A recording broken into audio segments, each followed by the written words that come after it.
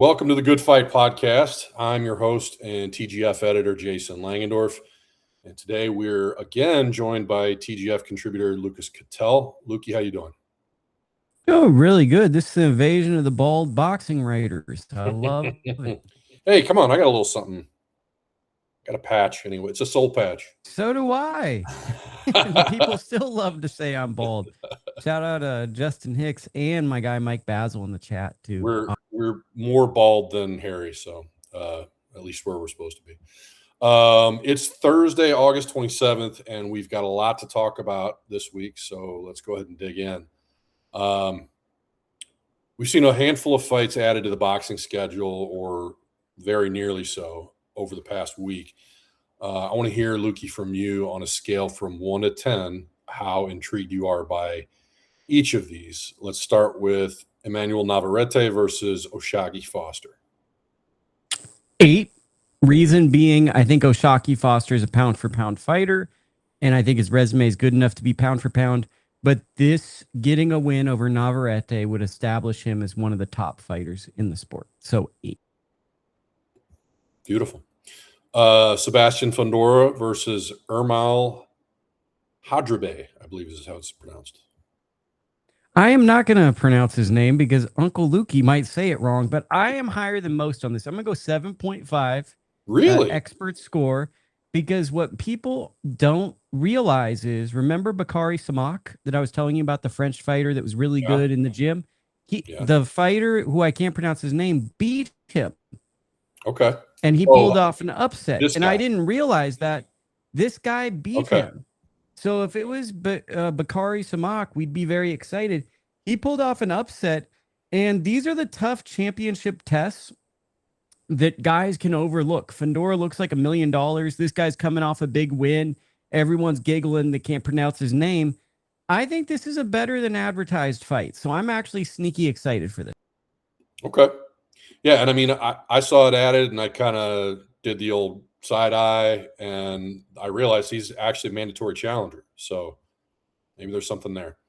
All right. Brandon Figueroa versus Tomoki Kameda. I'm going to give this a 5. This feels like got two guys running into each other. Lots of punches.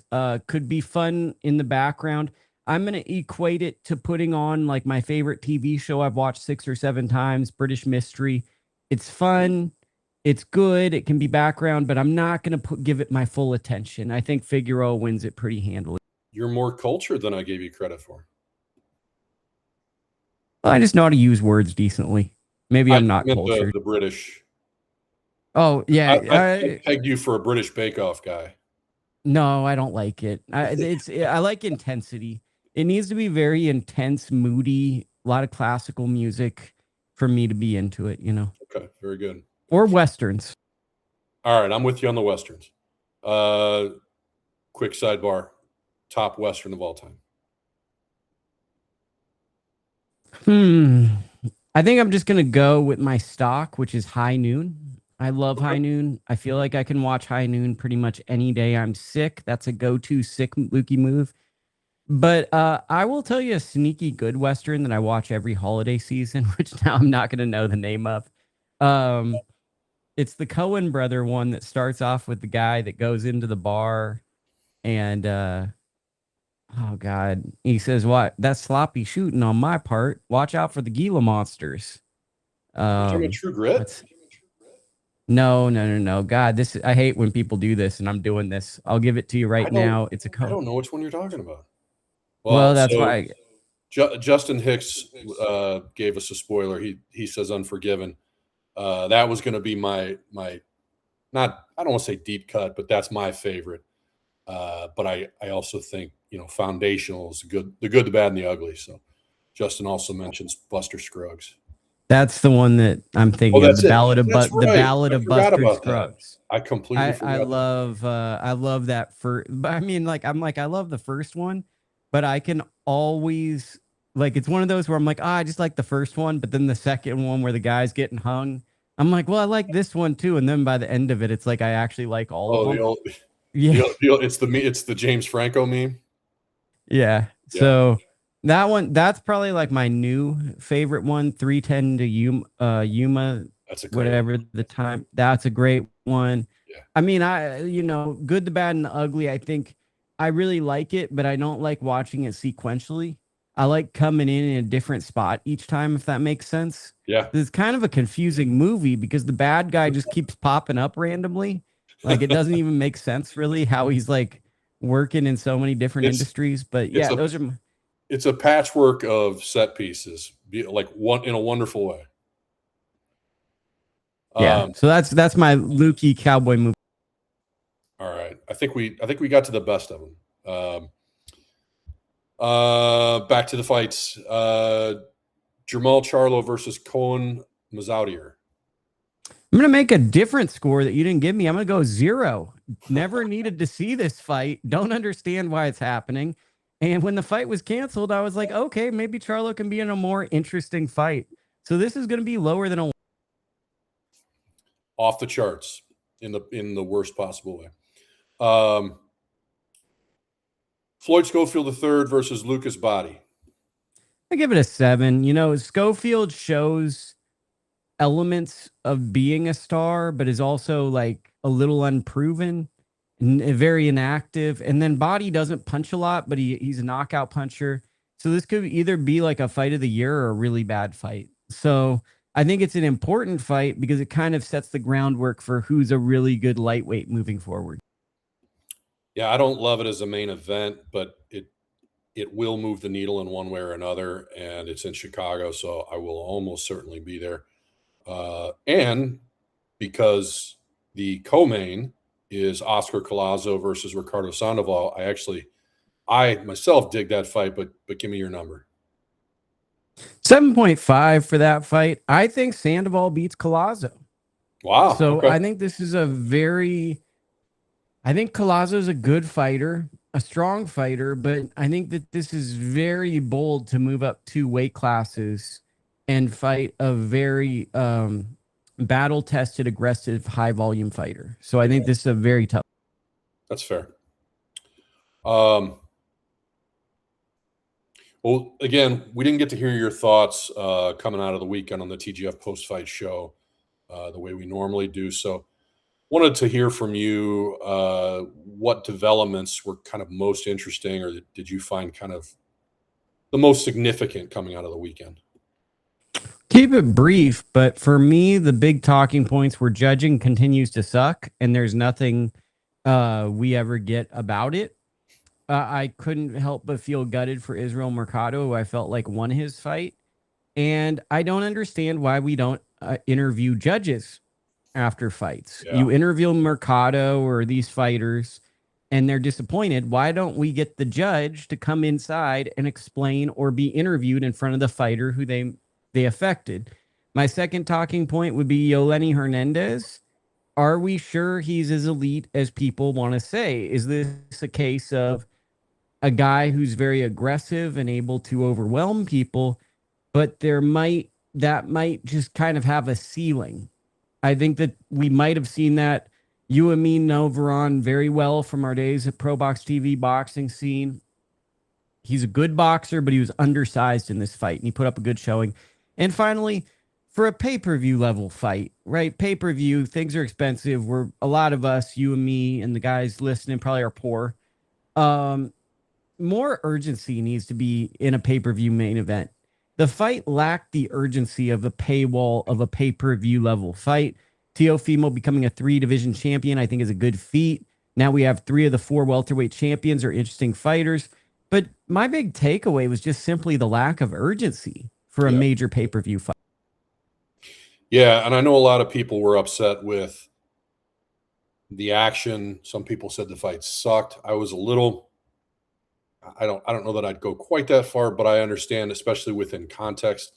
You and I were talking offline. I finally ponied up for the ultimate package from DAZN. That is not the bang for my buck I'm expecting. So, let's hope we see better. But boxing has a way of disappointing us. All right, well, let's look ahead. We got a full slate of fights coming up this weekend. So let's get some of your picks. Let's go speed round. Say 10 seconds or less. Who do you like in each of the following fights and why? So we've got Chantel Cameron versus Michaela Meyer kickoff. Michaela Mayer, and I'm going to say because of momentum. Momentum is everything in boxing. Okay. Carolyn Dubois versus Amelia Moore. Amelia Moore, because I believe in miracles and I'm a good friend. Moses Itauma versus Filip Hrgovic. Moses, because he's not robotic and he's very fast. And Lester Martinez versus Luka Plantic. Lester, because he has experience and he hits like a brick. Yeah, no doubt. Well, before we sign off, any sneaky good fights, potential upsets that you see on the schedule that we haven't touched on yet? I know you mentioned maybe Collazo, but anything this weekend you see coming up? I mean, I unapologetically, I think Amelia will either win, fight to a close decision, or surprise people. I think that's a big one. I wrote down 3 fights in the upcoming. I think Micaiah Krebs is going to beat Ramla Ali. I think Mbili versus Canelo is a closer fight than people think. And the guy, I can't pronounce his name, fighting Fundora I think the more I think about that, that's a real fight. Because if anything, like, Fundora's been looking too good lately. And a little bit of that, I wonder if it's the age of the opponents and where the guys have been.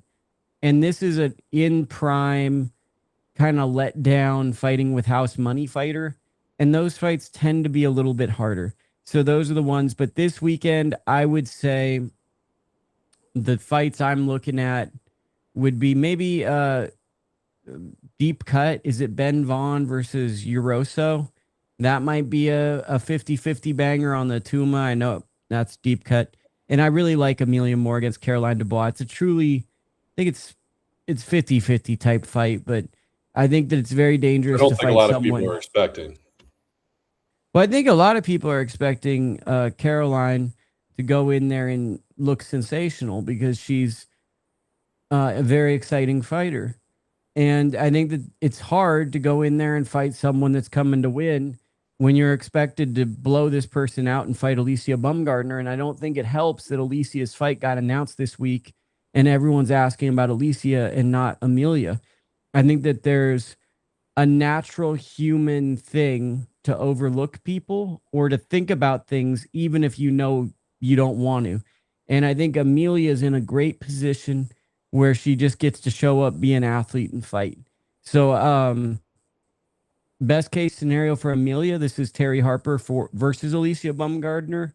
But I think that Amelia Moore is going to become a name in women's boxing after this. I think she's going to, win or lose, she's going to become someone that fights all the girls. All right. So we know which fights to keep an eye on this weekend. This week, we've been a little bit light on posting to the Good Fight Substack. You can find that at thegoodfight12.substack.com. But we are going to make up for it over the next few days. We got a bunch of content to come. Video, audio, including this, and a lot of writing that are going to be on deck. In the meantime, there's still a lot of good stuff that you can check out that's been put up just this week. Eric Raskin's Think Positive piece focused on what's good in the sweet science.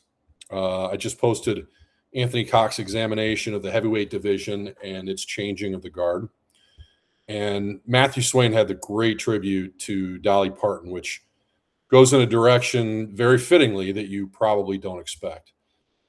You'll also get more expertise and analysis from Stephen Breadman Edwards. And Lukie, I believe, we were just talking about this, will be joining me this time for Saturday's TGF Postfight live stream, which we're going to fire up after the Itauma Hrgovic DAZN broadcast. It's going to take a little different tack than we normally do. We're going to try and pull in the UK audience, give people a break from staying up into the graveyard shift. So come hang with us. We're gonna be doing it early, and we'll talk a little bit about. Well, we'll talk quite a bit about what we saw, but then also a little bit more about Martinez Plantic which will come after the stream. And maybe Mayor Cameron might sneak in there too, because those two will be fighting in Britain, and I think probably the same time. Yeah, it's gonna whichever comes last, we'll fire it up after that so that we've got plenty to talk about. I'll be interested to watch all of those fights. Also, over under 8 hours. What's like that? 8 hours for over under for the Moses pay-per-view card is 8 hours start to finish. I don't want to think. What do you think? Prop bet. I don't want to think about it. How early do I have to get up? For you, it's not bad. There's sometimes where it's like 6:30 a.m. West Coast and it goes till 3 o'clock in the afternoon. It's like, what are we doing? It's like a full work day. It is. Hey, for us, it is a work day. Yeah, for us, it really is. So yeah. So also be sure to check out our YouTube channel at The Good Fight 12. We've added a bunch of good stuff in the past few days, including much of it from Lukie. And there's more on the way. So subscribe to the YouTube channel.